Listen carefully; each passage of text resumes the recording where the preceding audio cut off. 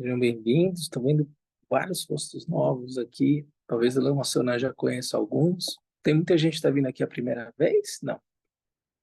Você está vindo a primeira vez? Bem-vindo. Como você chama? Thiago. Bem-vindo. Ah, bom, hoje a gente vai ter uma agenda cheia aqui. Imagino que alguns de vocês vieram para a cerimônia de tomada de refúgio. É um momento uma ocasião muito especial. Ah, É curioso, hoje eu estava mandando uma mensagem para minha mãe, porque há 11 anos atrás a gente estava sentados aqui, com o Lama Sornam, o Lama Trilê estava sentado aqui, os novos lamas estavam todos sentados nessa fileirinha. Há 11 anos atrás o retiro acabou dia 22 de junho de 2013, e dia 23 de junho de 2013 a gente fez aqui uma cerimônia da saída dos praticantes que fizeram 3 anos, o retiro de 3 anos, 3 meses e 3 dias.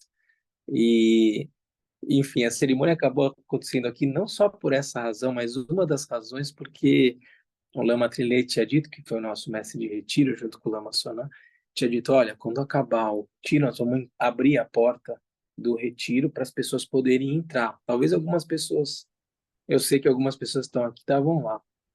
Então vocês ficam dentro do templo serenamente, tá? As pessoas vão entrar. Vocês acabaram de fazer o retiro de 3 anos, se comportem como pessoas que fizeram o retiro, tenham serenidade e tal, né? A gente viu direitinho a instrução do lama e tal, abriu, a gente fez uma saída e tal. Meus pais estavam logo posicionados na saída, né? Minha mãe estava preocupadíssima. O que aconteceu com meu filho, né? Ficou louco, ficou 3 anos em retiro, né? E aí eu dei só um sinal para ela, a gente estava tudo bem, assim, ela ficou mais tranquila, que eu estava funcional. A gente saiu e tal, e aí voltamos pro templo. Vocês vão entender porque que eu estou dando toda essa volta, tá, gente? Aí voltamos pro templo e ficamos sentados dentro do templo, né? E as pessoas todas, tinham umas 100 pessoas, 100 e poucas pessoas, do lado de fora e tal, dentre elas a minha mãe, todo mundo lá de fora e tal. Quando o pessoal entrou de dentro do retiro, era para todo mundo ficar sentado, escutar as palavras do Lama Trilê. Só que a minha mãe, né, que não se controla, veio para cima de mim e me abraçou, filho, não sei o quê. Ficou de pé e começou a fazer uma. Todo mundo achou que, bom, podia ficar abraçando os lamas e conversando e batendo. Resultado: 100 pessoas dentro do templo viram um carnaval dentro do templo, o Lama Trilê, né? Você falou, bom, não vai dar para fazer nada, vamos fazer no dia seguinte, então. E aí, eis que no dia seguinte a gente saiu de Sobradinho, veio aqui para o templo, aí estava todo mundo sentado aqui, e aí o Lama teve a oportunidade de falar, porque nessa ocasião minha mãe já estava mais tranquila, deixou que a cerimônia acontecesse, e eu, antes de vir para cá, estava lembrando ela dessa história, né? Mas então, você veja, né? É um ciclo que se encerra, a gente vai começar uma nova preparação para um novo retiro de 3 anos, e hoje a gente vai falar um pouco sobre isso, vai ter um almoço ah, com o propósito da sustentação da nossa atividade aqui do Dharma, também o convite ao engajamento das pessoas que estão interessadas a apoiar esse novo retiro de 3 anos. Então, tudo isso a gente vai falar um pouco lá fora, à vontade e tal, mas também, em função do pedido de algumas pessoas, a gente vai fazer também a cerimônia de tomada de refúgio. Temos pessoas aqui que estavam na cerimônia de refúgio na última que teve, mas estavam na barriga da mamãe. Ela me lembrou, e hoje eles estão aqui fora, num novo, numa nova tomada de refúgio. Naquela ocasião, eu estava de 8 meses? Não, não, eu tava de 5, 6, né? 5, 6 meses? Na verdade, a gente veio para tomar o dia Sim, do pai. sim, sim. E agora está todo mundo de volta aqui, agora fora da Bahia. Então, entendam, né? Como as coisas são cíclicas, um ciclo se encerra, outro ciclo se inicia. Isso tem muito a ver com a maneira, a, com que o Senhor Buda explica um pouco como é a nossa realidade, como se dá o ciclo de renascimentos e daí por diante, sempre numa perspectiva cíclica. De certa forma, a gente vai falar um pouquinho sobre isso hoje também. Então, vocês viram, né? Uma agenda cheia para o dia de hoje. E, ah, e muitos de vocês chegam num momento, num contexto em que a gente está fazendo um estudo de um texto aqui extremamente profundo, ah, bastante sutil, avançado, e de certa forma que a missão do Lama é dar uma volta aqui e, e fazer o que é muito complexo ficar simples. Então, eu vou fazer aqui a leitura de uma parte do texto que a gente está estudando,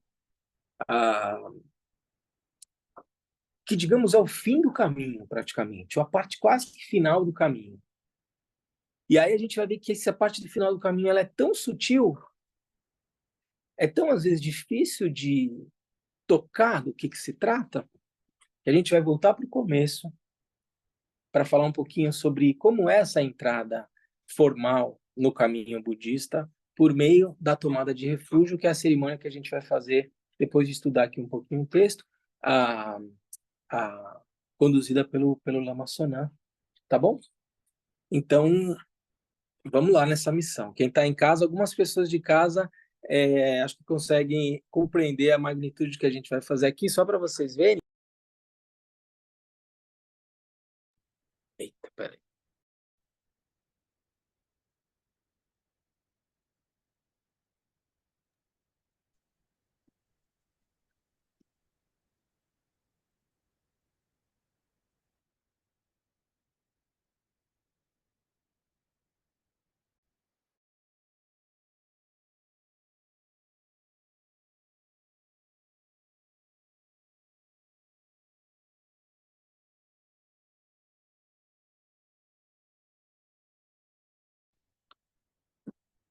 Estava dizendo, Charles, vou mostrar aqui para vocês que estão em casa como é que está aqui o pessoal hoje. Veio bastante gente para a tomada de refúgio. Então, vocês vão entender um pouco do porquê da pausa no estudo mais aprofundado do nosso texto para contextualizar para todo mundo, tá bom? Mas como eu estava dizendo para vocês, a gente está estudando um texto de um mestre do século XIX chamado Jamgon Kongtrul. Ele é um mestre do budismo tibetano, reconhecido por todas as grandes linhagens, e ele escreveu um texto, dentre muito do que ele fez, um texto chamado Criação e Completude, que fala um pouco e explica e descreve um pouco a maneira particular com que se pratica os ensinamentos do Senhor Buda no contexto do budismo tibetano. Então, vocês estão vendo aqui, talvez alguns já estejam bem familiarizados, outros não, mas o templo do budismo Vajrayana, do budismo tibetano, ele é bem colorido, ele tem a representação de várias divindades e daí por diante. Outras formas do budismo são muito mais minimalistas, vamos dizer assim.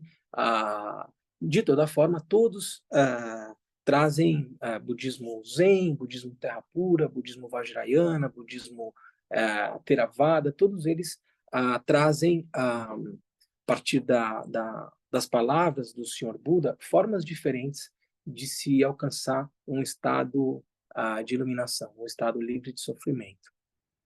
Esse texto aqui, então, do Jamgon Kongtrul, traz uma série de informações, uma descrição bem aprofundada de como compreender essa maneira de praticar o budismo por meio dos meios hábeis da meditação, que a gente vai fazer aqui depois do intervalo, em que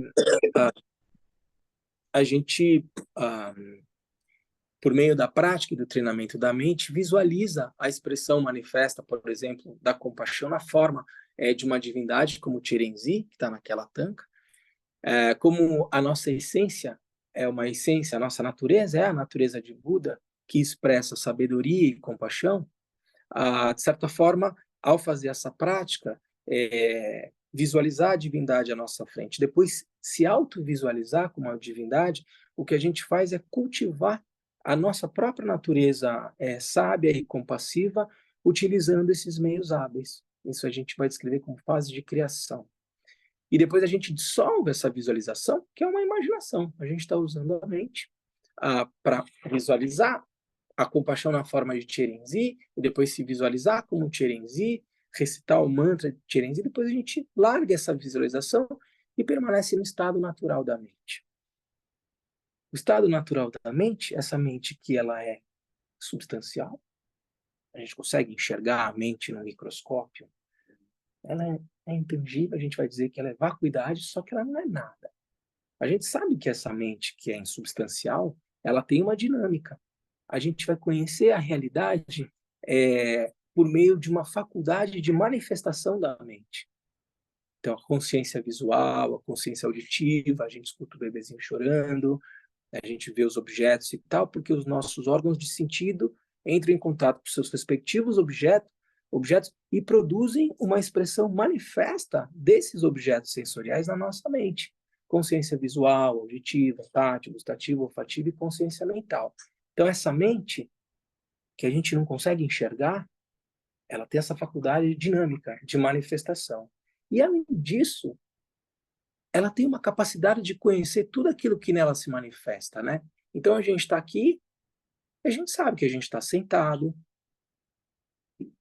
tem um barulhinho da roda de oração acontecendo, há uma lucidez intrínseca na mente. Sem que haja uma ação deliberada minha em querer conhecer o som da roda de oração, a mente ela é lúcida por si só, ela é capaz de conhecer tudo aquilo que nela se manifesta. E o que a gente quer cultivar de acordo com os ensinamentos do Senhor Buda? Essa capacidade de lucidez da mente que já está presente, mas que invariavelmente a gente deixa ela escapar porque a gente se identifica muito com essas experiências sensoriais. Então, a gente tem essa ideia de que eu sou o que eu penso, né? Penso, logo existo, uma visão mais cartesiana da vida. E eu me identifico com os meus pensamentos e gero uma experiência de realidade baseada num eu e num outro, num objeto, um sujeito num objeto. E a gente vai desenvolver uma relação com a realidade a partir de uma lógica de dualidade. Isso vai gerar, essa lógica de dualidade, emoções. Eu quero, eu não quero, eu gosto, eu não gosto, tenho raiva, tenho desejo, apego. E essas emoções vão fazer com que eu haja no mundo, que a gente chama de karma. Esses são os véus que fazem com que a gente não conheça a realidade como ela é, né? Quando eu diminuo a intensidade das minhas ações no mundo, porque eu pacifico as minhas emoções e passo a aprofundar essa relação com a realidade, para além de uma lógica de dualidade, sujeito-objeto, e eu vou pacificando minha mente, o que eu vou fazer? Eu vou cultivar, de certa forma, essa lucidez que eu mencionei para vocês, que é intrínseca à nossa mente. Falei que mente é vazia, ao mesmo tempo ela tem uma capacidade de se manifestar, pensamentos, emoções, sensações e tal, e uma lucidez. Quando eu acalmo a minha mente, eu sou capaz de permitir que essa lucidez se manifeste de uma forma espontânea, porque a nossa mente ela já é lúcida, mas a gente invariavelmente se confunde nas experiências da realidade. Quando eu cultivo essa lucidez da mente e conheço a realidade como ela é, naturalmente surge uma disposição compassiva no coração do praticante, que percebe que as pessoas não conhecem a realidade tal como ela é e sofrem invariavelmente. E a experiência de sofrimento foi que levou o príncipe Siddhartha Gautama, que percebeu ou tinha, assim como todos nós, seres sencientes, a sensação de que a gente invariavelmente sofre durante a vida, na experiência da morte e de vidas sucessivas e daí por diante, ele, diante dessa percepção do sofrimento, lançou um desafio para si mesmo e disse: eu quero encontrar um estado de consciência livre de sofrimento. Foi isso que o príncipe Siddhartha Gautama encontrou há 2.500 anos atrás. E uma vez tendo experimentado um estado de consciência, ou realizado, né, a partir da própria experiência, uma condição absolutamente lúcida, porque ele deixou se revelar essa condição de lucidez da mente no seu potencial absoluto. E passou a perceber a realidade, o sofrimento de todos os seres que não conhecem a realidade, ele passou a ensinar esse caminho da sabedoria e da compaixão. E esse é o ensinamento, esse legado que o príncipe Siddhartha deixou. E que depois que ele alcança esse estado de iluminação, ele passa a ser chamado de Buda Shakyamuni, esse legado, esse ensinamento é o que a gente pratica ao longo dos últimos 2.500 anos. Esse é o caminho do Dharma. Essa é a essência dos ensinamentos do Senhor Buda. O texto que a gente está estudando aqui é um texto que vai, como eu falei para vocês, colocar em prática esses ensinamentos de uma forma muito particular. A parte onde a gente parou aqui do texto, a gente estava lendo um comentário de um mestre chamado Drango Rinpoche, que está aqui nesse livro, né? A gente via na semana passada que um caminho gradual para se revelar esse estado natural da mente iluminado, né? Absolutamente lúcido e compassivo, ele pressupõe um caminho gradual. Existem algumas formas de se praticar esse caminho que é muito direta. E você reconhecer a natureza da mente num instante e cultivar esse reconhecimento da natureza da mente. Mas essa mente que a gente descreveu aqui, ela é tão sutil que conhecer a sua verdadeira natureza, por ser tão óbvia, por ser tão escancarada na nossa frente, a gente não consegue ver. Imagine que você tivesse um objeto tão perto dos seus olhos que de tão perto que ele está, você não consegue enxergá-lo. Ele é tão óbvio na sua frente que você deixa ele escapar. Portanto, como é um caminho muito sutil, ou você, se tiver uma conexão kármica enorme com os ensinamentos do Senhor Buda e daí por diante, você é capaz de rapidamente reconhecer essa natureza da mente e depois sustentar essa natureza da mente, esse reconhecimento, ou, que é o que o texto recomenda, o ideal talvez seria seguir um caminho gradual, que faça com que a gente consiga enxergar algo que é tão simples, que é tão óbvio, mas que a gente não consegue ver, por meio de uma certa conduta ao longo da vida que permita você reconhecer a sua própria natureza tal como ela é, por meio de um caminho gradual. Esse caminho gradual começa formalmente com a tomada de refúgio, que é a cerimônia que a gente vai ter hoje aqui. Depois que se toma refúgio, se medita sobre alguns aspectos da realidade, que a gente chama de preliminares comuns. Então, a gente medita sobre a nossa preciosa existência humana, sobre o caráter transitório dos fenômenos compostos, das experiências de realidade. A gente medita sobre a lógica de causalidade que ordena a realidade como a gente conhece, né? Então, fora de uma lógica de um casuísmo qualquer, né? As coisas são como são porque existe uma lógica de causalidade, né? Essa mesa está aqui porque causas e condições fizeram com que essa mesa estivesse aqui. Alguém cortou uma árvore, tirou a matéria-prima dessa mesa, depois um marceneiro construiu essa mesa, depois alguém nesse centro budista comprou essa mesa, e essa mesa está aqui hoje. Causas e condições fizeram com que essa mesa estivesse aqui hoje, não é uma obra do acaso.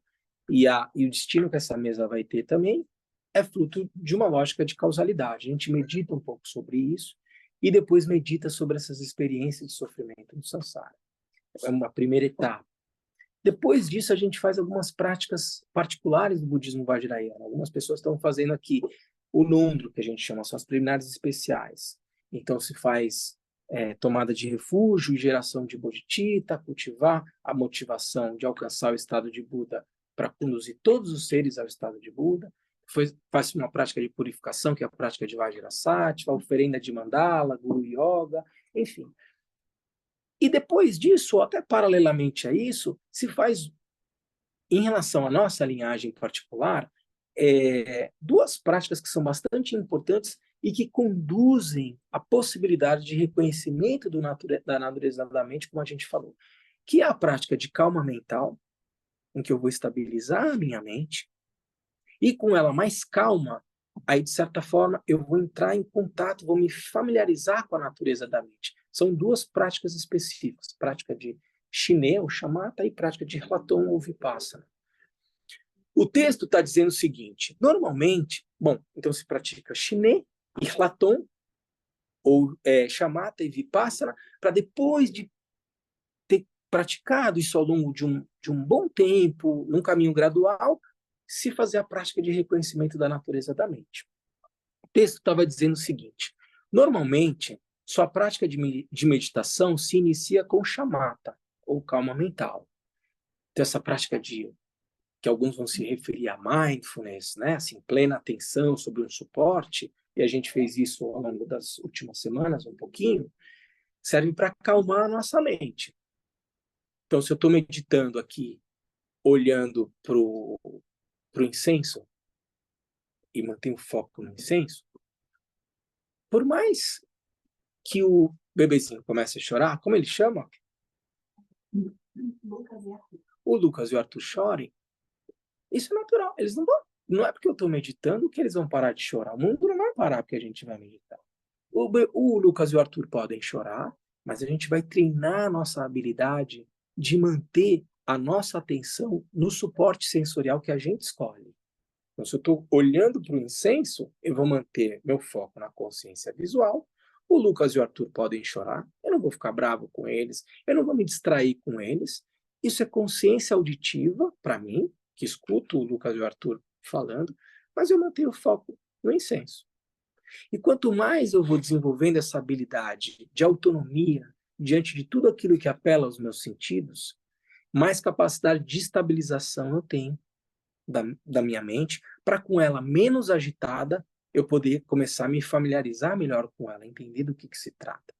Então, o texto estava dizendo, normalmente, sua prática de meditação se inicia com shamatha, ou calma mental. É verdade, principalmente, isso é verdade, principalmente na tradição Kagyu do Mahamudra. Encontramos em todos os textos que contêm instruções para o Mahamudra que se deve iniciar estabelecendo tranquilidade ou estabilidade da mente, como base para desabrochar o reconhecimento da natureza da mente, como eu estava dizendo para vocês. No entanto, no ramo Dzogchen comum da tradição, que é uma outra forma de praticar, há uma abordagem um pouco diferente, em que, em vez de tomar a mente como caminho, torna-se a lucidez como caminho. Eu não falei que a mente é vazia, ao mesmo tempo ela tem uma capacidade de manifestação e ela é lúcida. Naturalmente, de forma natural, eu vou cultivar essa lucidez desde o início do caminho. É uma maneira diferente de praticar. Ao tomar a lucidez como caminho, se no início você consegue reconhecer ou identificar corretamente Rigpa ou a lucidez, então, a rigor, não é necessário começar com a prática de shamatha. Se você, logo de cara, cultiva essa lucidez, você não precisa ir fazendo todos os exercícios para acalmar a mente, porque você já está trabalhando diretamente com a lucidez. Então, a rigor, não é necessário começar com a prática de shamatha, porque o reconhecimento da lucidez já foi alcançado. Você pode simplesmente relaxar nisso e cultivá-lo. De fato, para a maioria dos praticantes, começar por shamatha é essencial, tal como é feito na tradição Mahamudra, para que haja uma base de tranquilidade na mente que facilite o surgimento desse reconhecimento. Então, né, tem duas formas de se praticar, mas ele diz, olha, talvez acalmar a mente torne mais fácil você trabalhar com essa lucidez, com o Rigpa. Nesse ponto, o texto recomenda que quando estiver praticando de forma solitária, você deveria relaxar a mente e permitir que ela descanse naturalmente em sua própria natureza.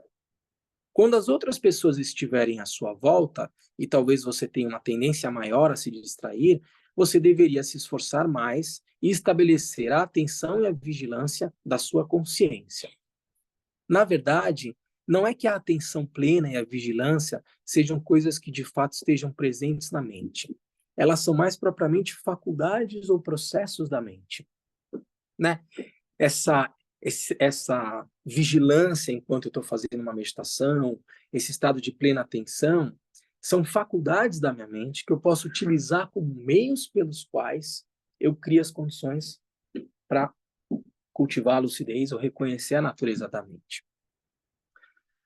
Ainda assim, apesar de serem faculdades ou processos, elas de fato afetam consideravelmente o estado da mente durante a meditação. Então, se Se eu pratico plena atenção, mantenho essa vigilância, sem distração, isso, de certa forma, vai trazer um impacto no estado da minha mente para que eu possa reconhecer a natureza da mente.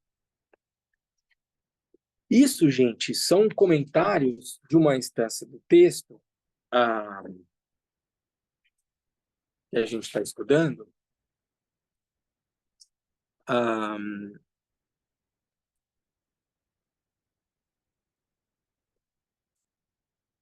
que dizia o seguinte, né? Em resumo, o sentido essencial é esse: compreenda os pontos essenciais da meditação. Externamente, não caia sob o poder da mediocridade e internamente exerça esforço na medida certa. Esses devem ser tidos como sinais de estabilidade da prática. Não meditação é a exaustão do esforço. Você chega num nível em que você não precisa mais falar num esforço deliberado para poder meditar. Embora não há nada sobre o que se possa meditar, há algo com que se habituar. Pelo bem da habituação, enquanto você come, descansa, vai ou fica, em todas as atividades, é crucial não ceder à distração e permanecer nesse estado de reconhecimento da natureza da mente. Quando você chega nesse estágio de não meditação, você já está praticamente no final do caminho para se alcançar o estado de Buda.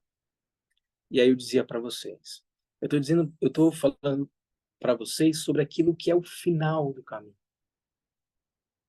Como isso é extremamente sutil e daí por diante, para que seja possível percorrer esse caminho como um todo na forma de gradual, a gente precisa começar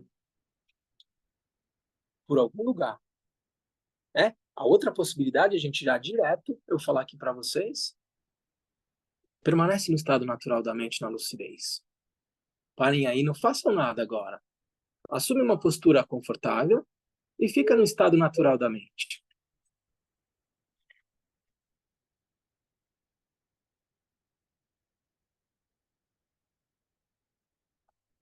Se a gente tem uma boa conexão, a gente entra em contato com a lucidez agora.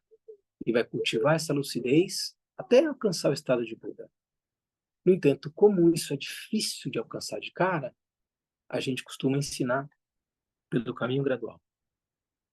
E o caminho gradual, gente, como eu falei para vocês, começa pela tomada de refúgio. Então vamos fazer essa volta toda para começar agora do começo. A Bárbara, que está aqui, pediu semana retrasada para tomar refúgio. E a gente falou, não, então vamos aproveitar essa oportunidade que a Bárbara pediu para abrir para as outras pessoas que gostariam de tomar refúgio, para começar esse caminho gradual do início, gente. Porque essa possibilidade de cultivar a lucidez de cara, que é um caminho possível, ele não é tão simples. Então vamos começar pelo começo, vamos começar por esse caminho gradual. Além da Bárbara, quem mais vai tomar refúgio hoje?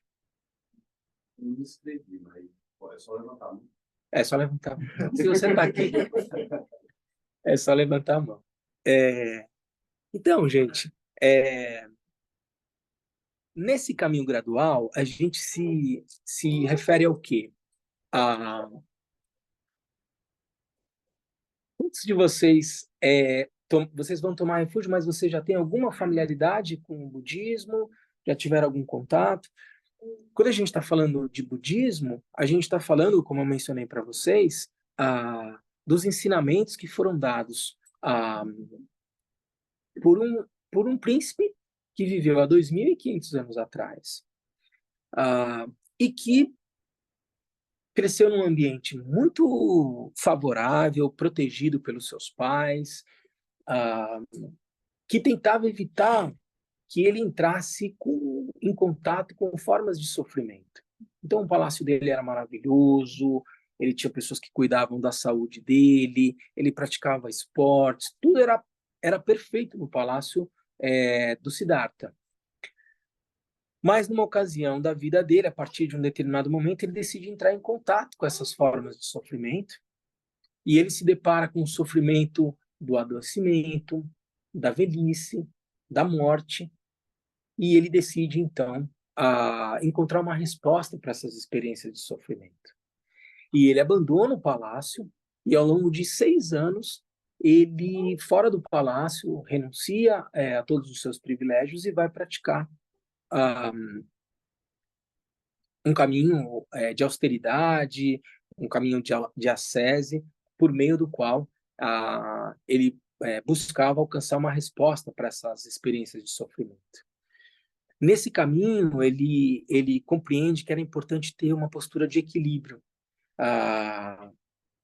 de não extremos, né? Ele, no momento em que percebe isso, é abandonado pelos seus colegas que seguiam esse caminho, e ele passa, então, a seguir no seu caminho, solitariamente, decide se sentar debaixo de uma árvore, e por 49 dias ele medita, e ele alcança o estado de plena iluminação, o estado de Buda, livre de sofrimento. Ele encontra uma resposta, digamos, para essa possibilidade de transcender as experiências de sofrimento. Quando ele alcança esse resultado, esse estado de consciência, que não é muito legal falar em estado de consciência como se fosse algo transitório, mas ele realiza a condição plena, ele desabrocha o potencial máximo da mente. Em tibetano a gente se refere a Buda como Sangye. Sang significa purificado, Ge, desabrochado. É alguém que purificou e desabrochou o potencial máximo da mente. Quando ele alcança esse estado, portanto, de iluminação, ele tem certa dúvida se as pessoas iam entender o que ele tinha alcançado, e aí é dito que é pedido para que haveriam as pessoas que poderiam compreender esse estado de iluminação. E ele decide ensinar. E o primeiro ensinamento do Buda, o príncipe Siddhartha, que depois que alcança o estado de iluminação, né, passa a ser chamado de Buda ou Sangye, é o primeiro giro da roda do Dharma, em que ele vai dizer que o ciclo de renascimentos é insatisfatório, ou o samsara é sofrimento. Esse ciclo de nascer, crescer, envelhecer e morrer, renascer, crescer, envelhecer e morrer, ele é marcado por sofrimento. E a causa desse sofrimento, ele vai dizer, é a incapacidade de conhecer a realidade tal como ela é. Porque a gente não conhece a realidade tal como ela é pela ignorância, no sentido, portanto, de uma compreensão da realidade tal como ela é. Como eu mencionei para vocês, eu passo a estabelecer uma relação de dualidade com a experiência de realidade. Essa experiência de dualidade gera emoções, que gera uma ação no mundo e que vai me prendendo na forma de ser por hábitos e tendências ao longo de vidas e vidas e vidas. Mas o Buda vai dizer na terceira nobre verdade, mas existe uma possibilidade de cessar esse sofrimento, que é a terceira nobre verdade. E aí ele ensina o caminho. E é esse caminho que é praticado ao longo dos últimos 2.500 anos e que no budismo tibetano tem uma forma particular de se praticar, né?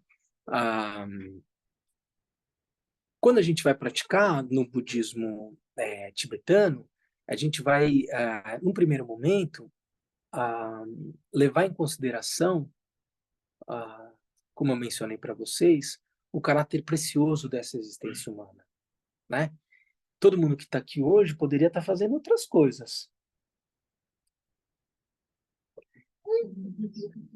O Arthur e o Luiz, Lucas, talvez se tivessem possibilidade de sair andando, eles estariam fazendo outras coisas. O papai deles e a mamãe deles é que nos trouxe aqui, né?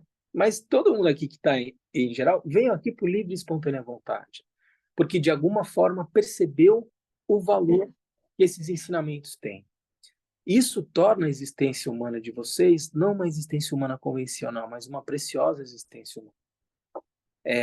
Sabe-se lá quantas vidas se passaram para que vocês estivessem aqui hoje.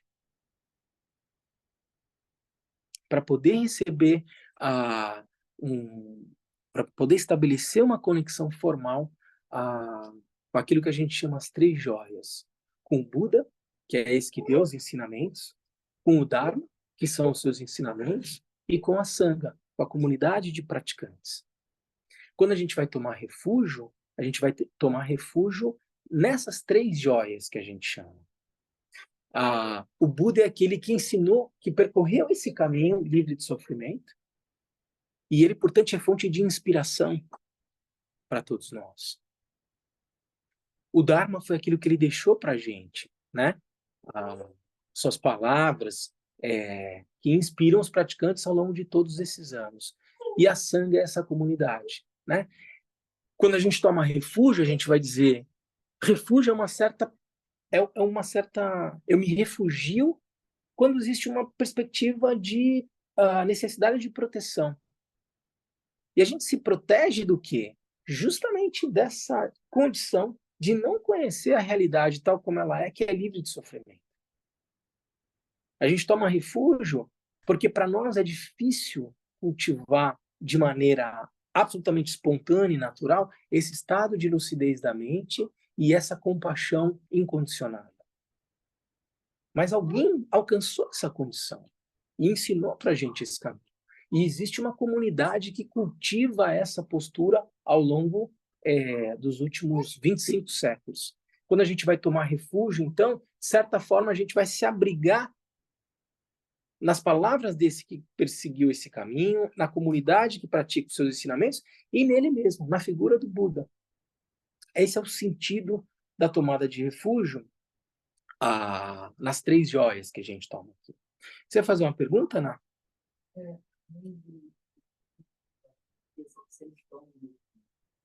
Podem tomar, né, Lama? O Fernando, meu filho, veio, acho que na idade deles também. Tomou também? Não, não também não. Mais novinha. Então, é o que eu pretendo que um dia o Fernando faça, meu filho, que ele venha como você está vindo hoje. Porque quando eles são pequenininhos, a gente faz com a melhor das intenções, né? Mas eles precisam ter o livre-arbítrio. Se eles quiserem depois seguir o caminho deles, quantos caminhos existem, né? E é preciso respeitar isso. Mas a gente faz por amor, né? Os pais estão aqui e sabem puxar. Eu quero, pelo menos, que ela estabeleça esse tipo de conexão. E depois, mais velha, quem sabe, como é teu nome? Clarice. Quem sabe o Fernando faça com a Clarice, meu filho, venha por livre e espontânea vontade. Porque o dia tá lindo, gente. Podia ir pro clube, podia ir para uma festa junina de escola e tal, mas tá todo mundo aqui. Porque entendeu que isso aqui tem um valor.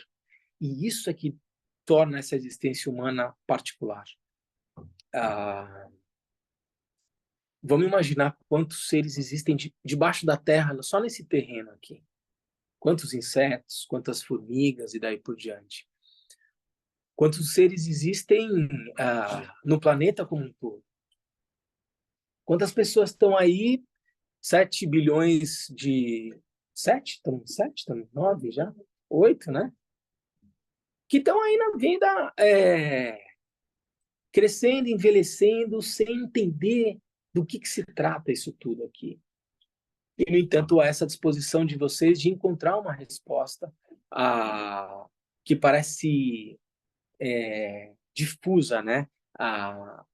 Vagando pelo ar aqui, né? Batendo nas bandeirinhas lá, e a gente olha, mas a gente não entende. E isso causa sofrimento. Então, essa busca de encontrar resposta faz com que vocês estejam aqui e torne essa existência humana uma preciosa existência humana, né? Como eu falei para vocês, existe a possibilidade de tomar refúgio nas 3 joias, que é o Buda, o Dharma e a Sangha. E a gente aqui no budismo tibetano, a gente também toma refúgio no Lama, que é o professor que dá os ensinamentos, nos Idans, que são as manifestações da mente desperta, como, por exemplo, o Chirenzi, que é a expressão manifesta da compaixão, Tara, outras formas de manifestação no corpo de luz, e nos protetores, que protegem, são protetores de sabedoria. Eles protegem aqueles que se dispõem a seguir o caminho do Dharma, né? No sentido profundo, o meu autêntico protetor é a minha própria vigilância, é a minha própria capacidade de sustentar a minha lucidez e a minha atitude compassiva, né? Mas no budismo tibetano, essa expressão manifesta dos protetores ganha forma também. E os protetores aparecem, às vezes, de uma forma bem brava, irada e daí por diante, mas calma, gente, eles são protetores de sabedoria. Né? Eles não têm a perspectiva de fazer mal para ninguém, senão de proteger os praticantes, proteger a comunidade. E a gente também, quando toma refúgio, na perspectiva do budismo vajrayana, toma refúgio, então, no Buda, no Dharma, na Sangha, no Lama, nos Idãs e nos protetores. Essa é uma maneira, digamos, né, existe uma tomada de refúgio externa, que é das 3 joias, só Buda, Dharma e Sangha, interna, que envolve as 3 joias e as 3 raízes, né? A forma secreta, que é tomar refúgio só no Lama, o mestre, aquele que é um professor experiente daí por diante, porque ele mesmo manifesta as 3 joias, as 3 raízes. Portanto, aqui se estabelece uma relação profunda de devoção, quando eu tomo refúgio dessa forma, né? E não é uma devoção cega, é uma devoção que é construída a partir de estudo, reflexão e prática. Na medida em que a gente vai seguindo no caminho e compreendendo a profundidade da essência dos ensinamentos, você vai sendo capaz de reconhecer e estabelecer uma relação autêntica de conexão com um professor verdadeiramente movido por uma atitude de compaixão, de cuidado pelos alunos e daí por diante. Então, essa é uma maneira também de se tomar refúgio, né? E que pressupõe maturidade na prática, né? Não é correto imaginar que você tenha que rápido estabelecer uma relação de devoção e total entrega ao seu professor, sem que você tenha uma maturidade na prática e que naturalmente isso aconteça, né? Então, esse tipo de tomada de refúgio, ela leva tempo para acontecer, né? Invariavelmente, a gente vai tomar refúgio nas 3 joias, como a gente falou, no Buda, no Dharma e na Sangha, e ao longo do caminho, quando uma relação autêntica de professor e aluno se estabelece, aí sim o professor ganha ele é percebido, de certa forma, como sendo a expressão do Buda, do Dharma e da Sangha, mas isso pressupõe tempo. E a forma última de tomar refúgio, como eu estava dizendo para vocês, no início aqui dos ensinamentos, é tomar refúgio no aspecto puro da mente, na natureza da mente, no aspecto de claridade, vacuidade e união da mente. Porque a mente do Buda, do príncipe Shakyamuni, ela não é uma mente que está lá iluminada e a minha mente aqui que está grosseira e daí por diante. Essa é uma visão grosseira, marcada por uma lógica de dualidade. Ela não é nem a mesma coisa e não é nem diferente. Tomar refúgio, portanto, nessa maneira tão profunda, como eu falei para vocês, não é uma coisa tão simples, né? A gente começou hoje falando da prática mais profunda que tem no budismo. Como ela não é tão simples, o que a gente faz? A gente começa esse caminho gradual, tomando refúgio, então, nessa maneira mais exterior, no Buda, no Dharma e na Sangha, né? E que é a cerimônia que a gente vai conduzir aqui hoje com vocês, que é uma cerimônia simples, ela não pressupõe nenhum tipo formal de votos restritos e daí por diante, mas algumas referências são trazidas assim, né? É importante que você, quando tome o refúgio, compreenda que essa tomada de refúgio é, digamos, num mestre que alcançou um estado livre de sofrimento, né? Portanto, ele passa a ser o seu principal refúgio, a sua principal proteção, né? Eu vou tomar refúgio no meu amuleto, na foto que eu tenho. Isso são símbolos, são representações, mas o verdadeiro refúgio, na perspectiva budista, é dada por aquele que alcançou o estado livre de sofrimento, pelos seus ensinamentos e pela comunidade que pratica, né? Então, ter essa relação de respeito com esse vínculo que a gente cria.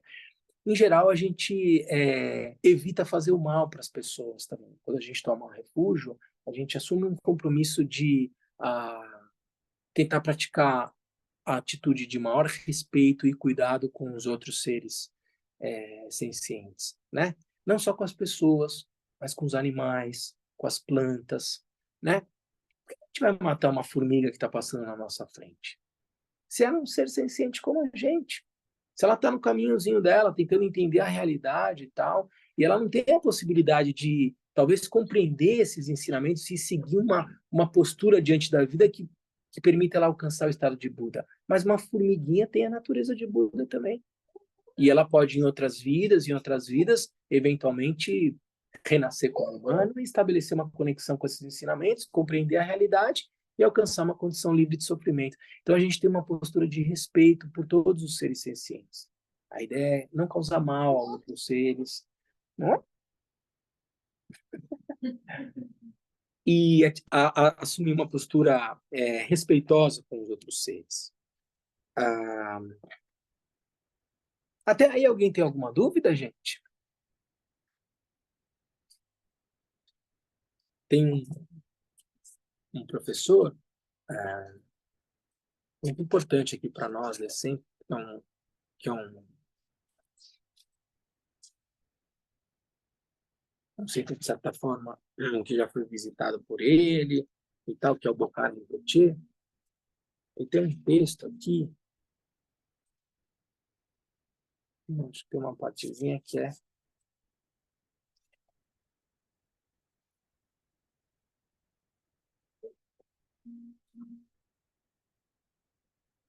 bem importante. Ele diz, olha, tomar refúgio significa engajar-se no caminho da liberação. Esforçamo-nos desse modo em respeitar um certo número de preceitos que nos ajudarão a progredir. Esses preceitos repartem-se em 3 grupos. As 3 coisas a evitar. Tendo tomado refúgio no Buda, não mais buscamos a proteção das divindades deste mundo, ou seja, dos espíritos das águas, das montanhas, da terra, etc.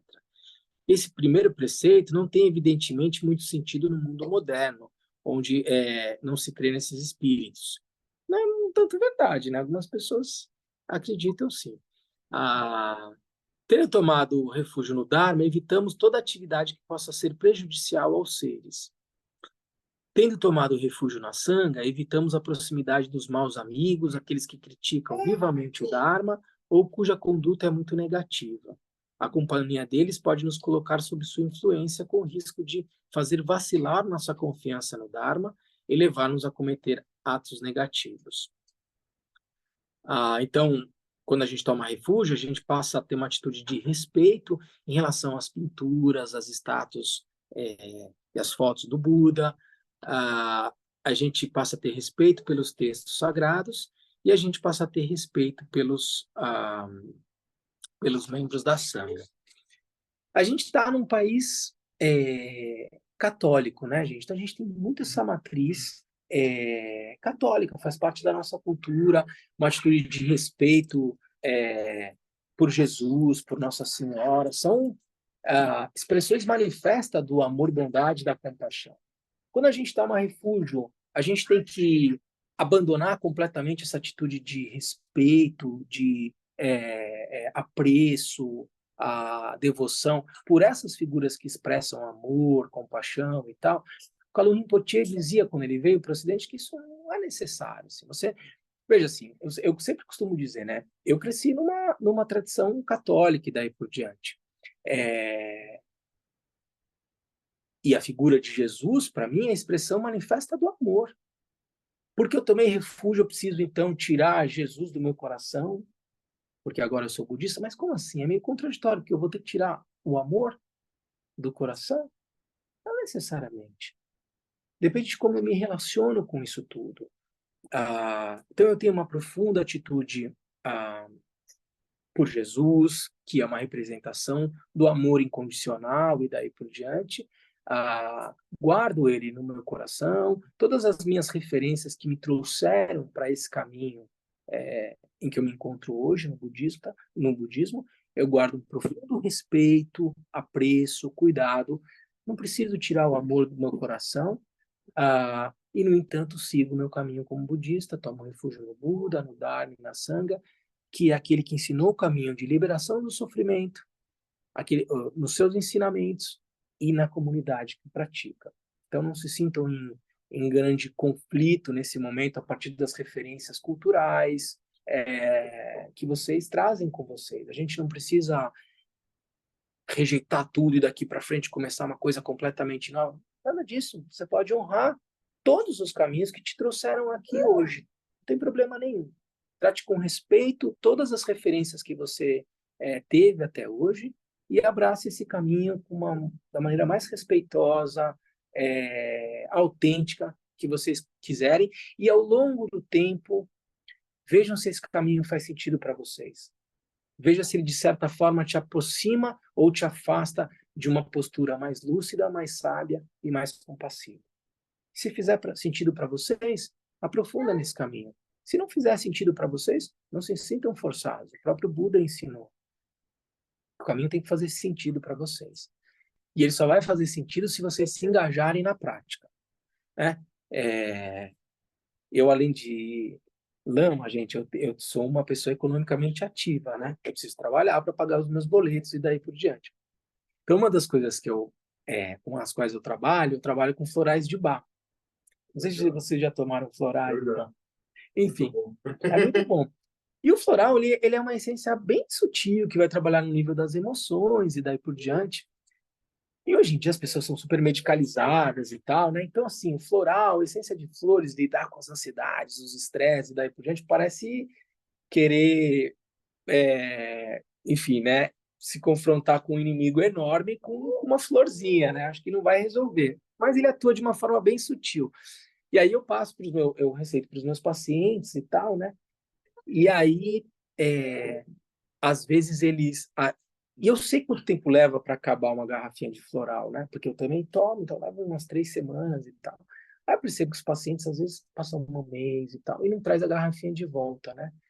Eu sei o tempo que leva e tal. Eu pergunto, e aí, como é que tá indo com floral? Então eles falam, eu não tô sentindo fazer muito efeito, assim, não tem nenhuma mudança e tal. Acho que não tá funcionando. Aí eu pergunto para eles, você está tomando? Eles falam, não. Como é que é, né? A garrafinha lá, tem que tomar 4 gotas, 4 vezes ao dia, tem que tomar direitinho, né? Se você não tomar, é claro que não vai fazer efeito. Por que eu estou dizendo tudo isso para vocês? Vocês ingressam no caminho formal hoje e vocês vão colocar, a partir de agora, uma postura de respeito, de cuidado em relação ao Buda, aos seus ensinamentos e à comunidade. E colocar isso, de certa forma, em prática, na medida do tempo. E eu estava dizendo para vocês, se não fizer sentido, abandonem, sigam o caminho que fizer sentido para vocês. Mas só vale fazer essa pergunta de tá ou não está fazendo sentido se vocês minimamente colocarem alguma coisa em prática que vai dar a possibilidade de vocês fazerem esse tipo de reflexão. Tem uma verdade contida nesses ensinamentos? Eu estou colocando em prática e eu posso cotejar se isso faz sentido ou não? Então, esse é o convite que eu faço para vocês.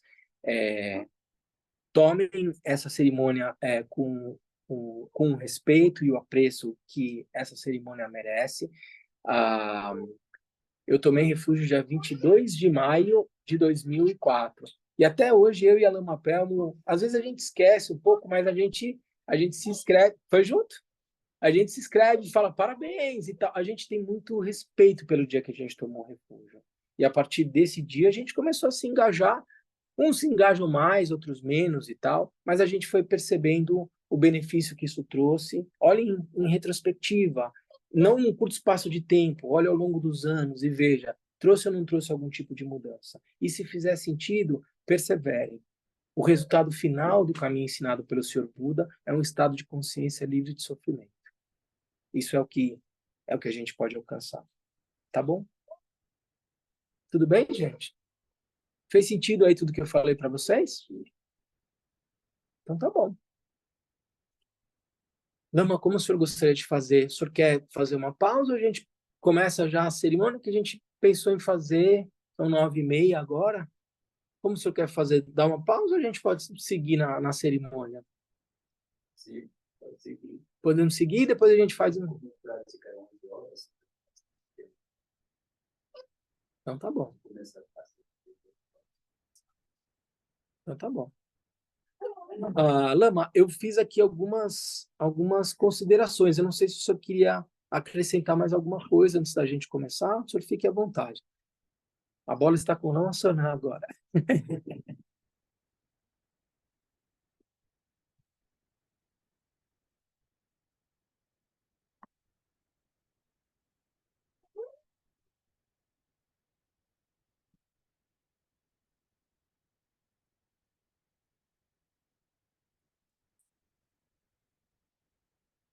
Também não puder falar sobre programação, pode explicar mais. Tá bom. Bom, então, o que que a gente vai fazer, gente, assim, para vocês entenderem um pouquinho do, do ritual da tomada de refúgio, né?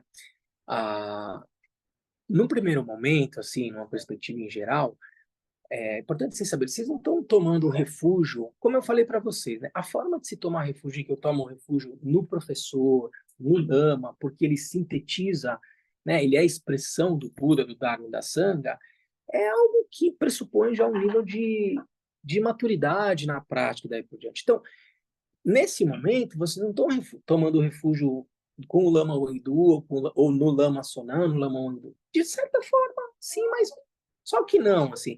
Vocês estão tomando refúgio no Buda, no Dharma e na Sangha, nos lamas, nos idãs e nos protetores. Mas, principalmente a gente faz aqui referência no Buda, no Dharma e na Sangha. Então, quando vocês forem fazer, para começar as cerimônias, vocês vão estar de frente para o altar. E aqui o altar tem a presença do Buda, dos ensinamentos, então tem a imagem dos Budas, tem os textos lá em cima, vocês estão no templo, então vocês estão na presença dos lamas, dos outros praticantes, vocês estão, portanto, na presença da Sangha, do lama, dos idãs, vocês têm representação dos idãs aqui, Cherenzi, as tancas de Tara, por exemplo, e dos protetores ali, por exemplo, está a imagem de Mahakala. Então, quando vocês forem tomar refúgio, imaginem, né? A gente fala visualize, mas imaginem que vocês estão na presença do Buda, do Dharma, da Sangha, do Lama, dos Idãs e dos protetores. E vocês vão se referir, portanto, e vão se prosternar para as imagens que estão no altar. Com uma profunda disposição mental, e a gente fala em corpo, palavra e mente, né? Uma profunda disposição mental, portanto aqui ó, no coração, que vocês estão na presença dos Budas, do Dharma e da Sangha, né? É importante estabelecer esse tipo de conexão. E aí, ao fazer se iniciar, né, essa cerimônia, vocês vão repetir algumas palavras, né? E a gente, de certa forma, tem essa tradução aqui, e vocês vão simplesmente repetir isso, que vocês vão tomar refúgio no Buda, no Dharma, na Sangha, nos lamas, nos idãs e nos protetores. São palavras em tibetano, mas esse é o sentido delas, né? E aí vocês vão fazer uma prosternação. Quem que... O Daniel, você tá bom na prosternação aí, ou o André? Vocês dois que estão fazendo aqui, André, você pode fazer uma prosternação para o pessoal?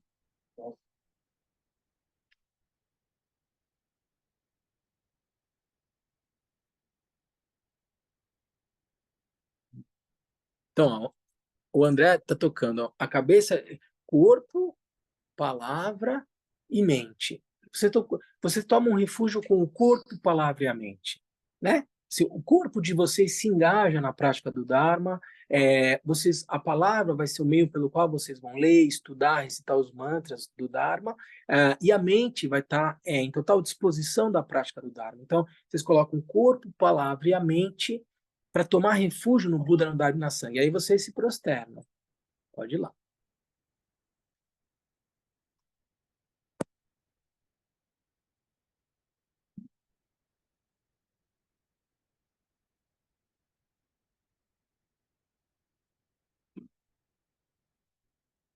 Essa prosternação, gente, que o André fez, que é completa, né? Mas quando a gente vai fazer a tomada de refúgio, vocês pode fazer de novo, André, só a prosternação colocando o joelho no chão, corpo, palavra e mente, Só isso. 3 vezes vocês vão fazer essa prosternação, tá? Então, no início, o lama recita um texto e vocês estão numa postura de respeito, como se vocês estivessem, de certa forma, solicitando essa tomada de refúgio, no Buda, no Dharma e na Sangha, e aí depois vocês se prosternam num sinal de respeito e tal, tendo recebido essa tomada de refúgio formalmente. Nessa cerimônia, o Lama Sonam, ele vai cortar também um pedacinho do cabelo de vocês, para quem tem, né, gente? Como um gesto de vínculo, né? Assim, vocês, de certa forma, estão colocando algo que é de vocês e tal, nesse compromisso, então é um gesto formal, e vocês recebem também um nome tibetano, um nome do, do Dharma, digamos assim, né? Que é sempre um nome super maravilhoso. Você pega uma tradição assim, poderoso da sabedoria, liberador, sim, são sempre nomes pomposos, assim. Não é para cultivar o orgulho, né, assim, o apego a esses nomes tão grandiosos, mas sim estabeleça uma atitude de respeito por esse nome. Assim, eu me lembro que quando o Kempo Karta estava aqui no Brasil, que foi um grande mestre da nossa linhagem e tal, eu estava numa audiência com ele, pedindo algumas instruções e tal, e ele me perguntou qual é o seu nome, Lidar?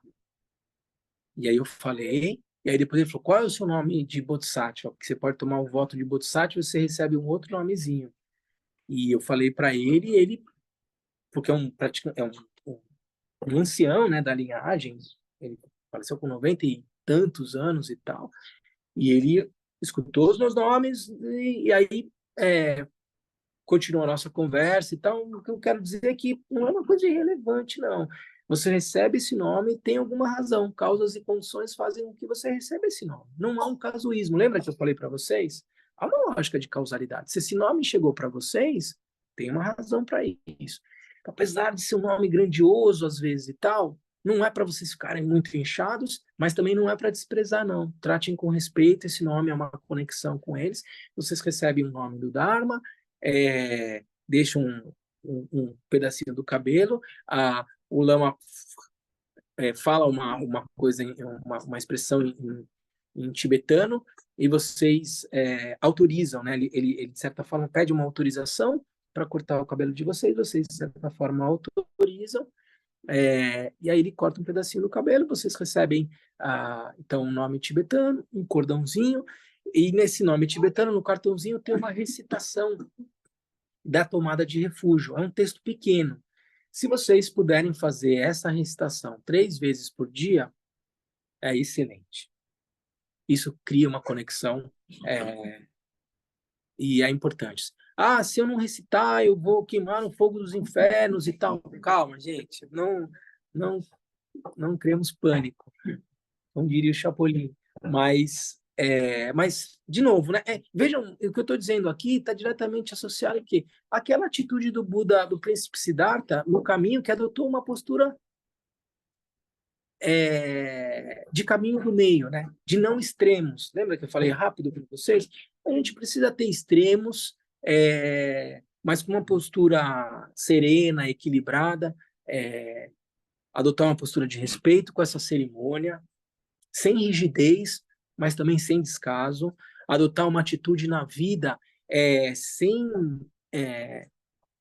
uma lógica de punibilidade, mas também sem negligência, lúcida, né? Quando a gente assume os compromissos, de, por exemplo, recitar esse texto do cartãozinho, não é que você vai ser totalmente punido se você não fizer, mas também não imaginem que isso é irrelevante. Tudo aquilo que a gente vai experimentar na vida é fruto das causas e condições que a gente está praticando, vivendo hoje. Então, guardem essas instruções no coração, tá bom? Lama, mais alguma coisa? Não sei se eu esqueci de algo aqui. Então tá bom.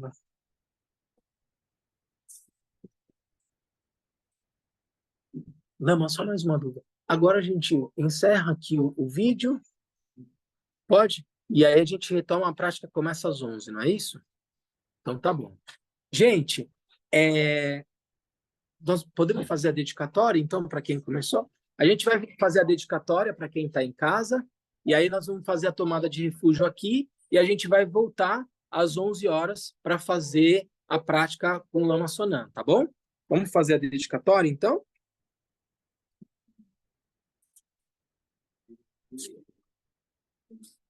Vai ser Tirenzi e Sanchomulan, o Lama Sonam tá... Normalmente hoje seria a prática de Tara, mas como a gente vai ter a cerimônia de refúgio aqui, gente, então vai ser Tirenzi e Sanchomulan, tá bom? Vamos fazer a dedicatória?